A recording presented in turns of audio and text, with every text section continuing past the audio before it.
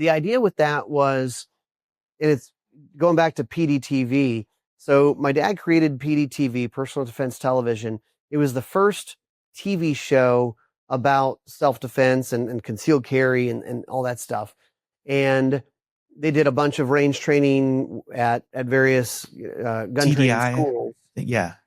And after that, we said, well, what is because it felt like after you teach tap rack and focus on the front sight and some of these just marksmanship things, you kind of run out of content. I said, well, the cops are training with this force on force stuff, this simunition stuff.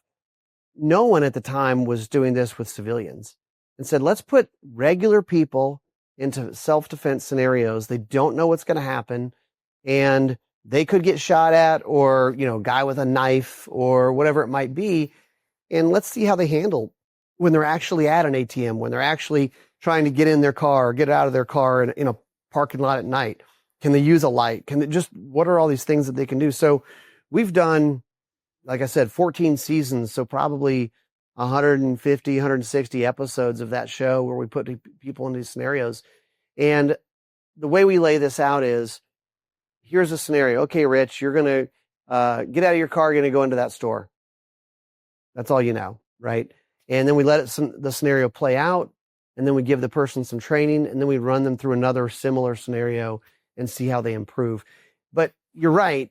Like, the benefits of anybody who carries a gun to go through this type of training is so great. You see some crazy stuff, and you realize when we do this, it's good to be able to have a good draw and be a good shooter and all that stuff. It's less about that when we kind of design these scenarios and try to help people learn. It's more about tactics. It's more about listening and deciding, do I need to de-escalate this situation? Do I need to create distance? And create distance might be like running across the parking lot. That's creating distance. We're not talking about. It's not a slow tactical walk. Yeah. Right. No, we're not taking 3 steps backwards as we, yell stop and shoot. No, like, haul ass, move your ass across this parking lot. Okay. It's really hard for them to shoot you if you're 40 yards away. But it's just those types of things. You see things that are frustrating, but hopefully instructive for the people participating. You see people who will not turn on the mean gene. I mean, you could be abducting them to take them into, sex slavery, and they just go limp. Yeah. And like, I guess this sucks. Yeah. And you're going, come on. You see people who carry a gun every day who are very reluctant and unwilling to point a gun at someone. And you're going, what are you doing? Like, he's a bad guy. He's, this and that. We're giving you opportunities to draw the gun and engage. And they're like, but I'm not supposed to point guns at people.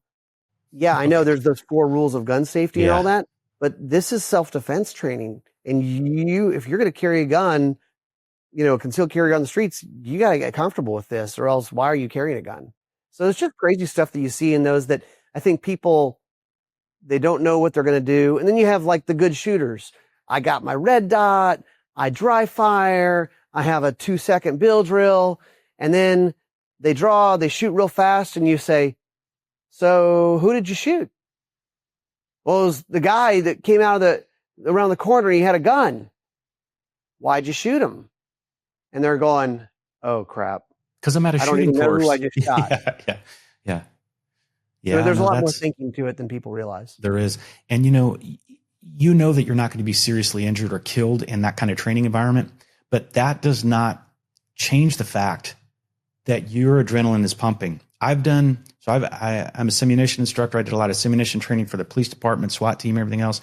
And when I'm in a scenario these days, I have to be like, you have to control your breathing and stuff, because you do get that little bit of amped up. It's not that you think you're going to get killed. It's just that you don't want to be shot, because that would indicate that you would have been shot potentially in a real life situation. So I don't care how skilled you are. Just about everybody I know, even people that are sort of inured to that, it's still beneficial. And the way you guys are doing it is beneficial, not just for the person participating, but for the viewers that watch the show. You can learn kind of vicariously through them And you hit on another point that you see a lot of different responses to things. And even at the police department, they'd be like, okay, the guys are going to do this when they see this stimulus. Not necessarily. They may do something completely off script. You never know. But Dude, most of the people that are, there's sort of a broad range of like appropriate responses. And then there's some that clearly aren't appropriate. And I think that it's important.